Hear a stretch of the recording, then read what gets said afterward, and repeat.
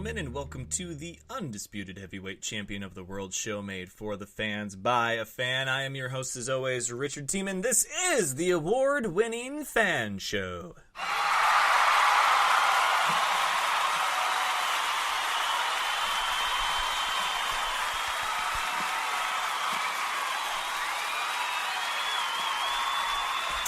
That's right, everyone's a fan of something, and we've got something for every fan, including those that love Throwback Thursday. A little throwback in a few ways. Episode 410 is kind of a throwback. I'll explain why. It's not really, but yeah, it is what it is. The shirt is a throwback. Officially been separated from BattleBots for about a week now, and I'm a little sad about that. But it's okay. It's all right. I miss it. I really do. And it's going to be a great season. It really is. So I'm rocking my Axe Backwards t-shirt today. Kurt Durgin of Team Axe Backwards. Great guys. Great group. Great team. Great bot. Just a fun time. Really was. And let's see, throwback as far as episode 410. So here's the story on why 410 means anything at all. 410 was the first gun that my father bought me. Yes, it was a 410 single shot break action. So in other words, you has the gun and it breaks right there, and you put the single shot shotgun shell and you snap it back up, you pull back the hammer, and boom. So that's how that works. And it was great. I mean, look, I've always been an outdoorsman for a long time, and largely in part to my father, who's also an outdoorsman. And he wanted me to start out small and slow. He didn't want me to get carried away. I would end up getting a Winchester 20 gauge pump action. That was one of my favorites. He said, "Why don't you get a semi-auto?" No, that's what, yeah, America. And he was like, "Why don't you up to a 12 gauge?" I didn't need it. It was fun. We lived out in an area where there was quail, pheasants, ducks, geese, you name it. And then, of course, little varmints, little rodents running around trying to... We had chickens. We had a lot of livestock, so we had to protect them against coyotes and whatnot. So it was a multi-purpose thing. But yeah, 410, first gun I ever owned. Still have it. It's at my parents' house, locked up in a gun safe, gun cabinet where guns belong. But it was great. Anybody looking for something of, I guess, outdoorsy, sport, hunting, if you do it, or even personal protection that's a little bit more intimidating than a handgun, a 410 is great. Step up. I also had a 22 rifle. So yeah, we started small and then we worked our way up. I see some people jumping in on the Facebook Live chat. Hello, James. Hello, Luke. Good to see you guys. And what's up is that it's Thursday. We got another all-new episode of The Fan Show. Great guest this evening, Olito Thompson, the running back for the Spokane Wolfpack, the team which I will be the voice for this season. First home game. My PA and voice debut will be Saturday at 5 o'clock against rival Tri-City Rage. So him and I talk about that. But there was a few things that we didn't go over yesterday, wanted to go over today, including the previews for the upcoming games in both the IFL and the NAL. And we talk about their game against Tri-City, the Spokane Wolfpack. So there's some local semi-pro sports action for you. So let's go ahead. Let's hop to it. Today's headlines.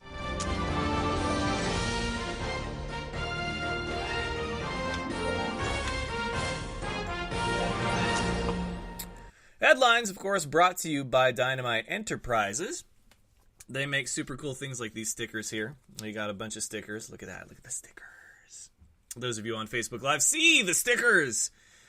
Ask for the stickers. Buy the stickers. They make shirts, not this one, but they could if you wanted them to. They make shirts, they make stickers, polos, business cards even, as I've come to find out. They will make business cards. They didn't make this one, but here's a business card from Willamette Weapon Lures. Brian Chapman, great guy. He made our custom fishing lure for the Fan Show Outdoors division.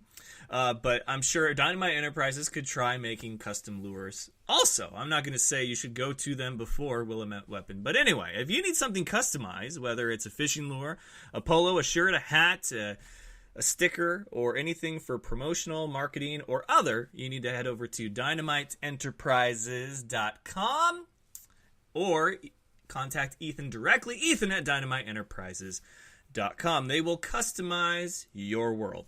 And Fan Nation, today's headlines, we've got the week that is week 11 in the IFL. We're going to talk about the matchups, who needs a win the most right now, because we have played 2 months of indoor football. We are about to play 2 more months of indoor football, and then there's a postseason, and then we're going to crown a champion. Will it be a new champion? Will Iowa be able to successfully defend and therefore repeat, go back to back for championships? Will we crown another for the 11th or the 7th time, Arizona or Sioux Falls? Will we crown one for the first time? I don't know. We're going to talk a little bit about that. We've also got some matchups for the National Arena League. Speaking of which, I didn't go over the power rankings, but I think that, the standings are pretty much the way that the rankings go. Well, the standings have the Streets over the Cobras, and I don't understand that. But it would, for me, it would go Cobras, Streets, Sharks, Pirates, Predators, and Lions is how the rankings for me would go. And I still need to put up the IFL power rankings. Completely spaced that last night. I got so caught up with the outstanding players of the month, which congratulations to those 3 individuals. We had outstanding special teams player of the month, Eric Thomas. His numbers really spoke for themselves. He not only had a great week, he was the week 10 outstanding special teams player, but he had a great month as well. Nebraska went 3-1 this month after not starting off very well in the month of March. April was a very good month for them. They're going to look to continue that momentum into May. But they couldn't have done it without Eric Thomas. He had a stellar month, and so he was our Fan Show official outstanding player of the month on special teams.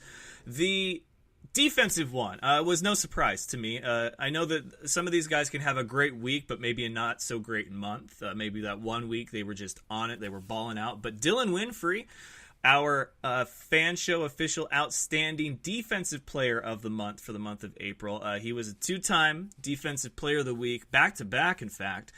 And I looked at his numbers for the rest of the month, and they supported my decision on that. And then, of course, your Fan Show official outstanding offensive player of the week for the IFL was Daquan Neal, the first ever 3-time outstanding player of the week. He was most recently the week 10 outstanding player of the week. But, man, his numbers were great. Close second had to have been Tommy Armstrong. I mean, there was only a few things that were different that separated the two of them. Daquan had a higher completion percentage, not by much, barely. We're talking about 2 or 3%. And he had more passing yards, fewer rushing yards, but he had more passing and more rushing touchdowns. So it was neck and neck, and there was a few tiebreakers in there, and it essentially went to Daquan Neal. But it was a great month for quarterbacks. E.J. Hilliard, he had a phenomenal month as well. He had more passing yards than any other quarterback in the IFL, and Lenoris Footman had a great month too. So those were the guys I was looking at. Last month, for the month of March, it was a running back, Jabre Lawley, who got the nod. So it's not that it's always going to go to a quarterback, because it didn't the first outstanding player of the month we had. It did this time, though, and that was Daquan Neal. So congratulations, our outstanding players of the month. Round of applause here. And let's see here. Yes, Axe Backwards shirt. Woot woot! Because I got a lot of cool stuff while I was at BattleBots, and I'm going to wear it, because why not? Why not?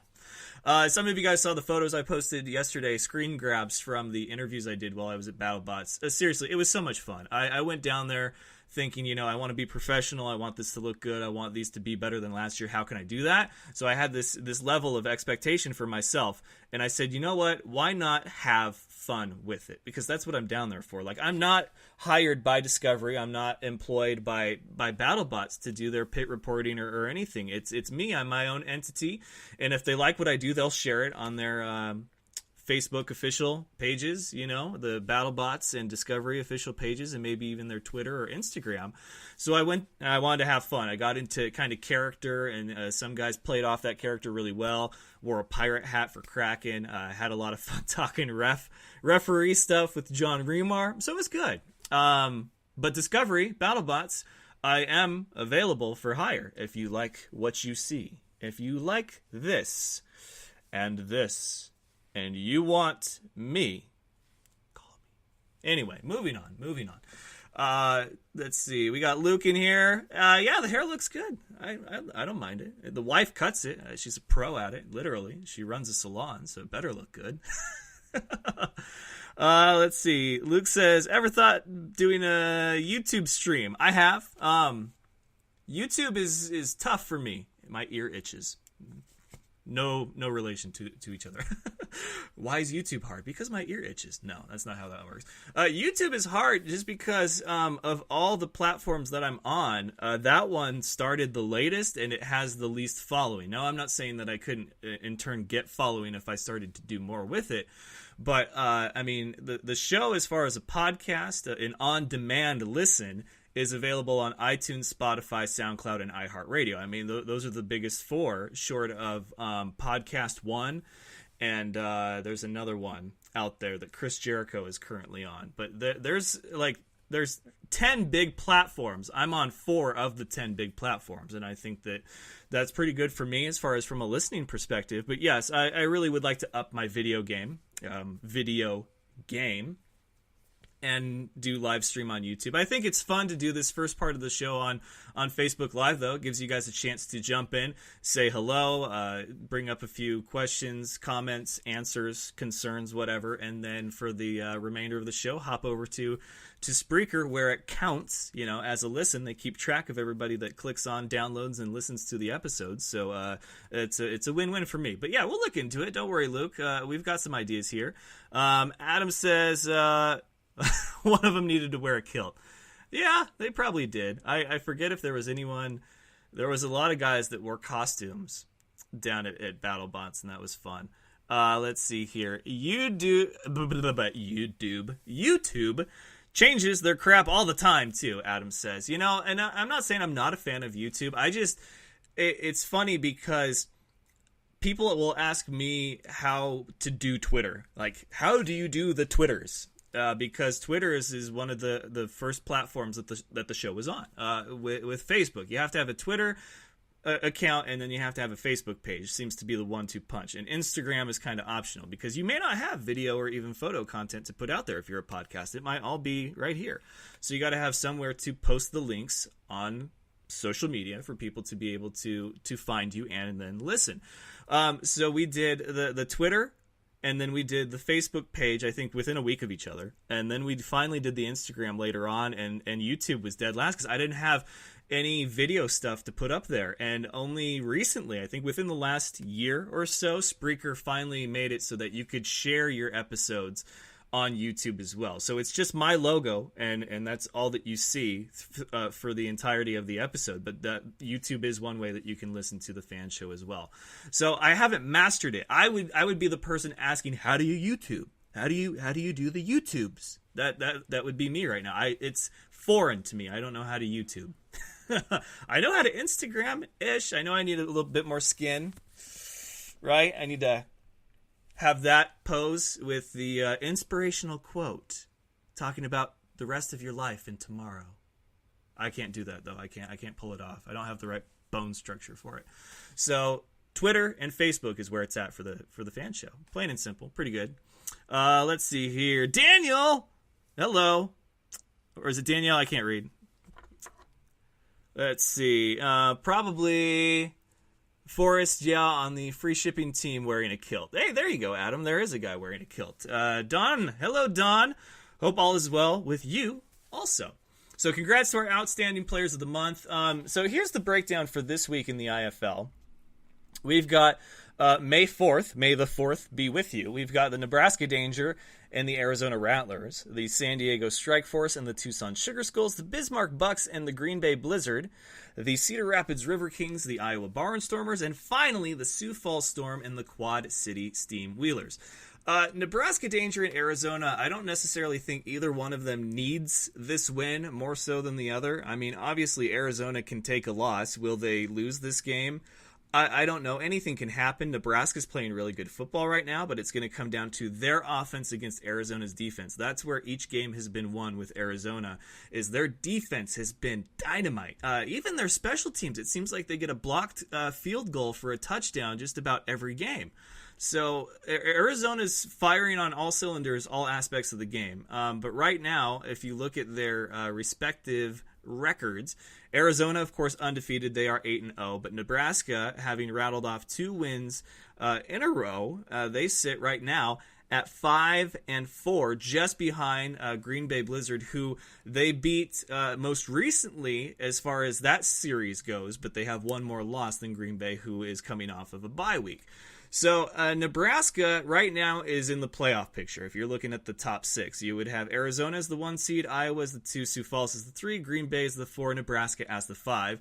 And then you have someone between Quad City, Tucson, and Bismarck as the 6th and final seed. So they're not the worst, but they're also not, the best in Nebraska. So they probably want this win more, but I don't necessarily think they need this win more than Arizona. They could probably still take a loss here and be okie dokie when it comes to the remainder of the schedule in the postseason. As far as San Diego and Tucson, I don't know if there's any hope for San Diego at this point. I really don't. 1-7 has not looked good for them. Tucson, though, has only beaten expansion teams, or they've only beaten teams with very, very poor records. And I think they probably need this win. They're on the bubble, obviously. If Quad City is ahead of them at 3-5 and would have the 6th and final seed, then Tucson at 3-5 obviously is in that conversation as well. So Tucson needs that win more than San Diego does. Tucson is at home, but this has been a pretty competitive series between the two teams, so we'll see what happens there. Bismarck at Green Bay. Here's the good one.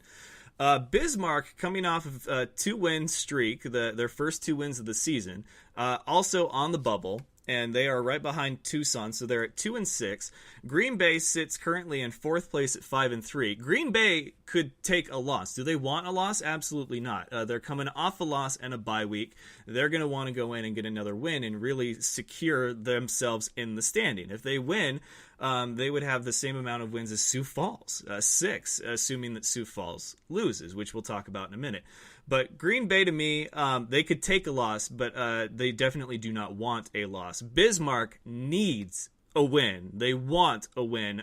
I feel like they have to win. I think this is a turning point for Bismarck. If you can beat one of the top 4, make it 3 in a row, and put yourself up there, not just like on the bubble, but in the conversation, I think you're looking at the new look Bismarck Bucks. So we'll see what happens with that one. That's going to be the game to watch, in my opinion. Cedar Rapids and Iowa. This is always a tough game for these two teams, but clearly Cedar Rapids needs to do something. They're in a skid, and a bad one. And I'd hate to say I told you so. I'm not surprised, to be honest, when it came to who they picked as head coach. But Cedar Rapids needs this win, but I don't even think a win here would help them because they'd be 2-8. And if San Diego won, they'd be 2-7. So they'd still be at the bottom of the heap. Iowa would still be towards the top. So Iowa doesn't need a win, but obviously they want a win because they're still keeping pace with the Arizona Rattlers. And then as far as the Sioux Falls Storm and Quad City Steamwheelers, Quad City goes without saying needs this win. Sioux Falls really wants this win just because their 2 losses have been to the same team, Arizona, so they know they're one of the best teams in the league. And should Cedar Rapids upset Iowa, well, now all of a sudden they're looking at the number 2 seed. Tiebreaker obviously going to Arizona if Arizona somehow managed to lose 2 between now and the postseason. But that's going to be another good game to watch. I think Quad City being at home, playing a tough competitive team, having lost the way that they did to Bismarck this last week, this is going to be a good competitive matchup. So your guys' thoughts on Week 11 of the IFL? Don says the Rattlers are looking forward to their next bye week to heal some nagging injuries. And, they need to be healthy coming down the stretch. I completely agree. They do need to be healthy coming down the stretch.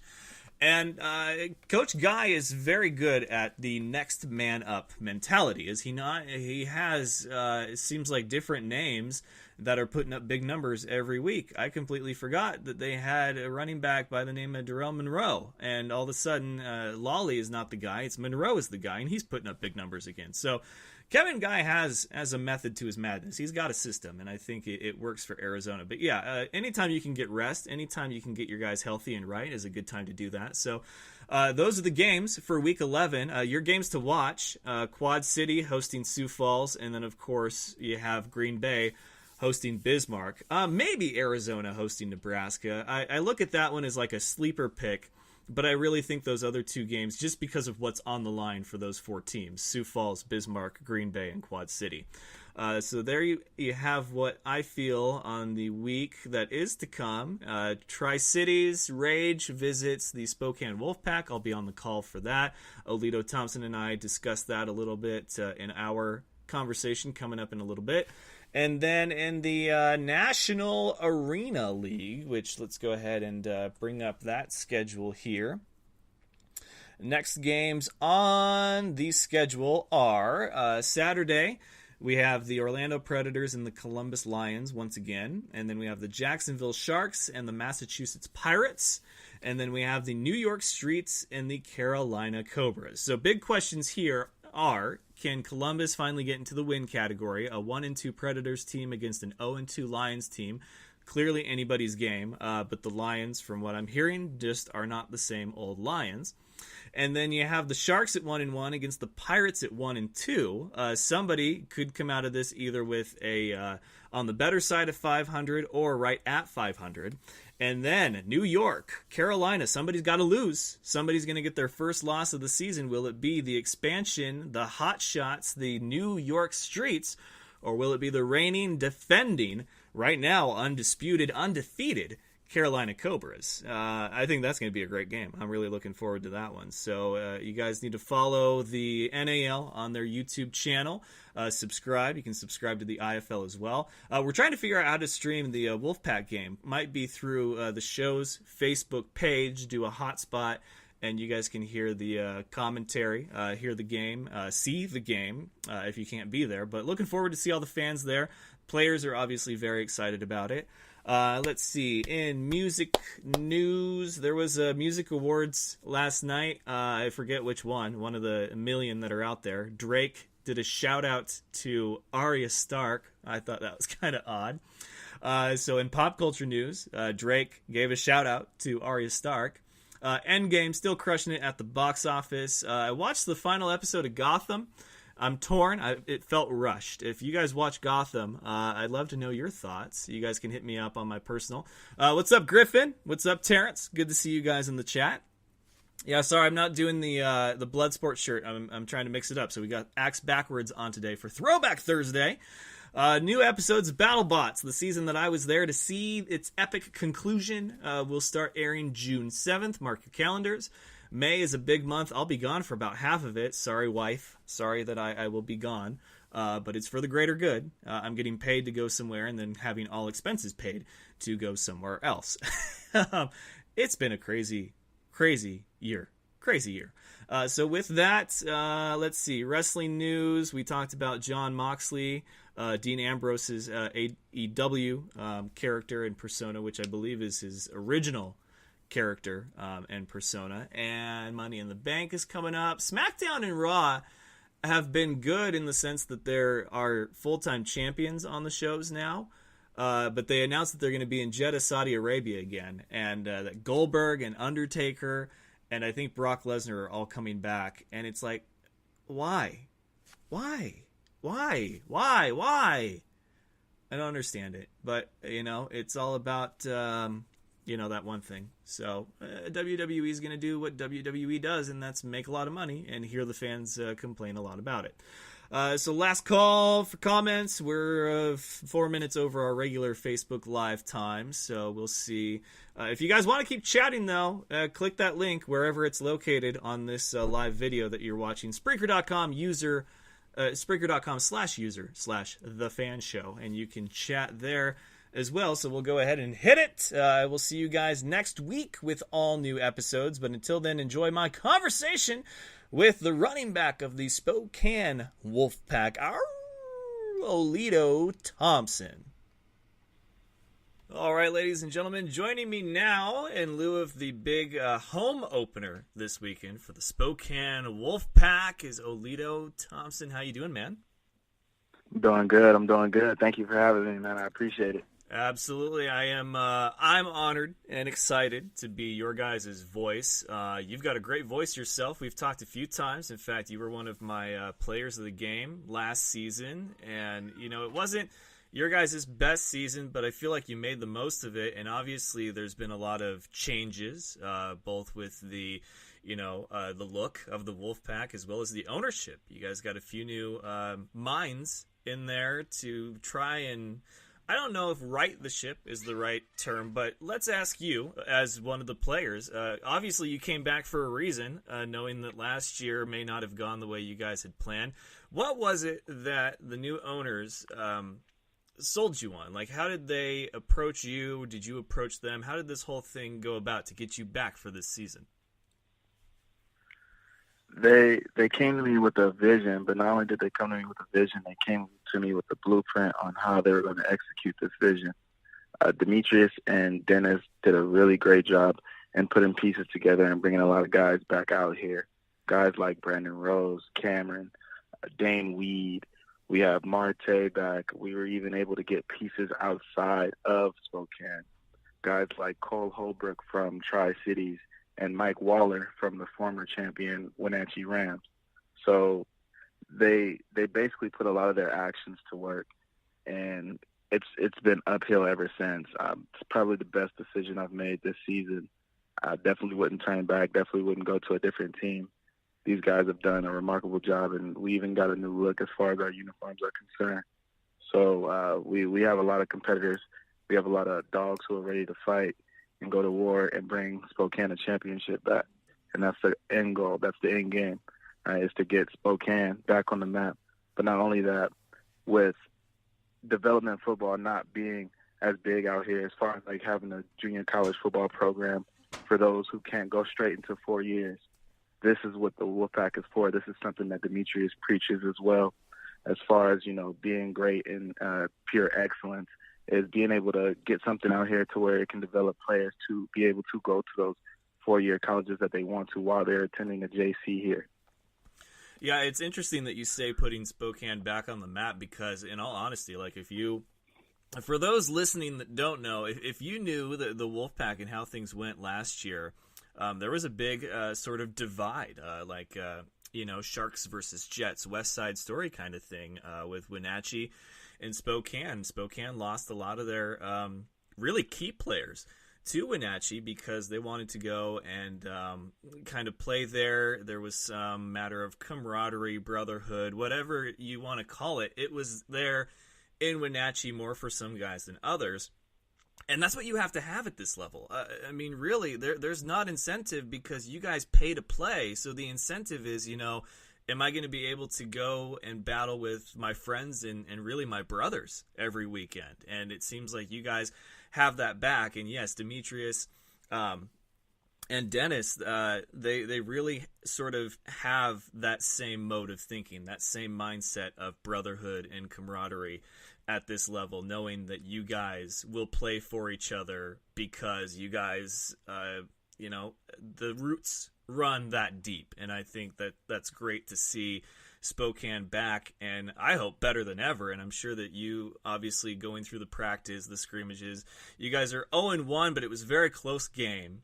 So how do you feel the outlook on the rest of the season? Is it just you learn and you grow, and there's going to be some growing pains because this is kind of same team but new look? Absolutely. And there's always going to be some growing pains. We learned a lot from the first game, and even with all our mistakes, we were only down by 8 points. So with that being said, as far as like I said earlier, we just have a bunch of dogs who are ready to fight. You know what I mean? There's more than one key player when it comes to this year's team. You have your running back position, but even me as a running back, I got a guy Jonathan June came from Whitworth, coming in and just tearing it up. That's going to be another shocker that people need to open their eyes to and be on the lookout for.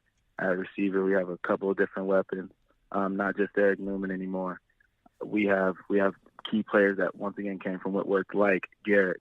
Garrett's a freaking beast. He's phenomenal, and it's ridiculous when I see him when the ball's in his hand and I see him run. He reminds me a lot of myself, but at a tight end / receiver position. And when it comes down to him setting blocks and leading blocks, it's just like, wow. You know what I mean? It's just one of those pieces that if we had last year would have made a huge difference. So I'm extremely proud of our guys. I'm extremely proud of the competitiveness that's inside of them and the fire that's just burning to be great and learn. One of the big things was last year is we ran the ball a lot. This year, if we're able to get the ball into our receivers' hands, it's going to be a problem. I don't foresee any defense being able to contain us. We have three, in my opinion, excellent quarterbacks battling it out for that starting position and just giving it their all every game, perfecting their craft and working on anything that they can to kind of get that upper hand. Yeah. We have a Tristan, we have Colt, and then we also have Cam. And I'm excited to see which one of them flourishes and really takes on the responsibility that that quarterback position holds, because once we get that unlocked, I truly believe that we're going to be unstoppable and a championship will be brought back here to Spokane. And hopefully we will get the opportunity to go out of state and play some of those teams and challenge them as well. Yeah, there was a lot of what I would call fan favorites that came back, guys that I know that have been with the Wolfpack for a long time. Obviously, Scott Word, he is a true testament to just how long you can go if you still want to get out there and play every single time. I think he was around during the time of leather helmets, and now he gets to go out there and play with you youngsters. But he's not playing for any exposure or any sort of incentive other than he just loves the game. And I know a lot of photographers that they'll get a gig shooting a concert or an event, and somebody will say, this gig doesn't pay, but just think of all the exposure that you get, that you could potentially get. And for some of them, that's good enough. For others, it's like, I can't pay my bills with exposure. Luckily for you guys, though, you are at a point in your life where you can find the time and energy to do this, to get that exposure, to help develop your skill set and get to that next level, whatever it may be. There's a few guys I know that are playing in some arena football teams in the area that were on the Wolfpack last year. So the opportunities are there, and it's up to you guys to make the most of them, but it also helps to have good ownership and the minds in the right places helping you guys along the way however they can. And I was skeptical as hell when I saw that the Wolfpack had new ownership. I had no idea who Demetrius or Dennis were, and Demetrius reached out to me. We set up a meeting, and we just talked. There was really no business discussed at this meeting that we had. We just talked about the Wolfpack, why he wanted to own this team and what his vision was for it. I told them my stories about the experiences that I've had with the Wolfpack and why certain things kind of felt and were the way that they were, and why there may have been like this kind of dark cloud over this team, and what I felt needed to be done from like a media and sort of a fan perspective to get you guys on the right track. And everything that he had to say, I think, was really well done. And I know that for you guys to see all of you show up to that first team meeting, be as excited as you were, and now you guys are showing up to every practice, you're going to show up to every game, and they can't force you, but you guys have to, showing up's probably 90% of it, and the other 10 is just getting out there on the field and hoping that everything goes right. So I'm glad that you guys are buying what they're selling, because I certainly think that the right minds are in control of this team this year. I agree 100%, all the way down to the head coaching and the leadership from the players. We have great coaches with Aaron Woods and Dean Carr. We have excellent leaders. Your Brendan Rose, your Isaiah Martin. We just have a bond that that it's going to be tough to break, especially our defense. Those guys, man, the swag that they carry is ridiculous. We got new guys like Trey Allen coming in making a statement. We got guys like Will, who's been there and who's ready and who's willing to run that unit and keep them as one, and is really a true standout linebacker. Our corners, it just like last year, I tell you this, and I mean this in all respect, we didn't have the dogs that we have at corner. People like Darius Jordan that came down from Whitworth as well. We have our safeties back there. We have TJ, who's also a new guy coming in to make a statement. We have Jacob Luce, who's been around and was ready to fly around. We have a lot of huge weapons, and we have a huge opportunity to do something big in Spokane, and that's what excites me the most, offensive side and defensive side. We're going to go out there and put on a show for you guys, and we're going to go out there and give it 110%. You won't see nothing less than. So it's just going to be exciting. This year is going to be phenomenal, and I can't wait to show you guys and show just everybody in Spokane what football is coming back and how we're bringing it back, and how we're bringing it back with such excitement and swag this year. You definitely need that swag out there on the field, and I think you guys will have it for sure. It's funny you mentioned the leadership out there, and I know that you're one of the guys that your role on the team really isn't in question, whatever that may be. You're one of the, it seems like all the guys look to you as far as sort of representing the team and representing it the right way and in a positive way. I was talking to the quarterback of the Iowa Barnstormers last night, DeQuan Neal, and he's a bit soft-spoken, a little timid and shy at times, but, you wouldn't know that from the way that he plays the game of football. And I asked him, I said, as a quarterback, you're sort of in a leadership role by default, but do you consider yourself a leader? And he said, I don't consider myself a leader as far as a spoken leader. I'm not going to go in and give these guys some, compelling pregame speech or halftime pep talk, but I will lead by example out on the field. And I thought that was great because, it's not a requirement to give great speeches as a leader or as a quarterback. It does help at times. But for you, would you say that you're one of the leaders on the team? And what's your best pregame speech, or are you the one to give the pregame speech to the guys? My role on the field is just to always put my team in the best position possible. I do consider myself one of the leaders, and I'd say I'm probably one of the outspoken leaders when it comes down to breaking down and getting into the huddle, just letting our guys know and reminding our guys why we're here, what we came to do, and what the mission is, and to never lose sight of that, to always remain focused on the main objectives. It's not about whose stats are the best. It's not about who shines the brightest. It's about, as a unit, how can we bring a win? How can we get the win today? And we take it one game at a time, one day at a time, one practice at a time. So just being a guy that people can come to and kind of talk to, just from my experience of last season, I was the rookie. I didn't have a voice. So this season, I did want to step up and be more vocal. I did want to help push this team in the right direction. And so far, that's what's coming to life. So I'm excited and I'm proud and grateful to be one of the leaders on this team.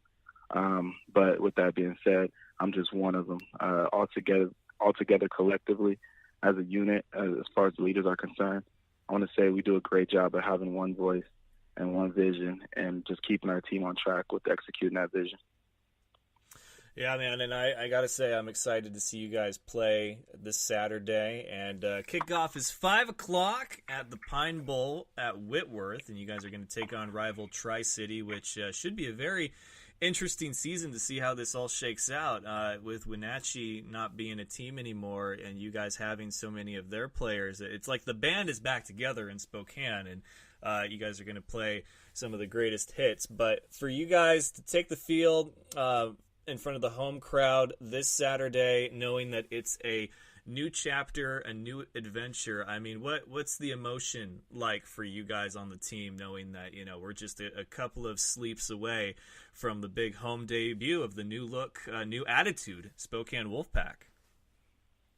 Oh, we're excited. We're thrilled. We're anxious. Last week we had a bye week. We did a team meet and greet. Everybody got to see our new uniforms, got to kind of meet the team, the dance team, the cheer. We're thrilled, and we would love for everybody to make it out there and to really pack those stands and give us the opportunity to show you guys what we mean when we say we're bringing football back to Spokane and how we're bringing it back with such excitement and swag. There's no bigger opportunity than right now to set the tone for being able to bring things like the arena football team back to Spokane. And this is the start of it. This is that fire being lit, and we want it to burn big. We want it to burn bright. That way that everybody's able to see as a community how well we come together and support the things that matter the most to us.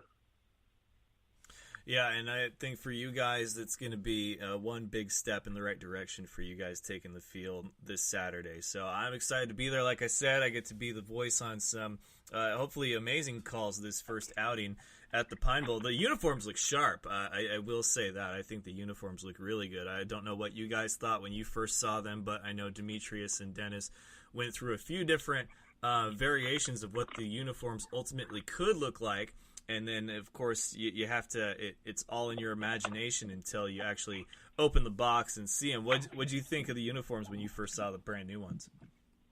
Oh man, I couldn't contain myself. I think I probably took a whole photo shoot with a lot of the players, just making videos and kind of playing around and just really appreciating the process and appreciate what Dennis and Demetrius is doing for this team, the community, and just for the state in general. So.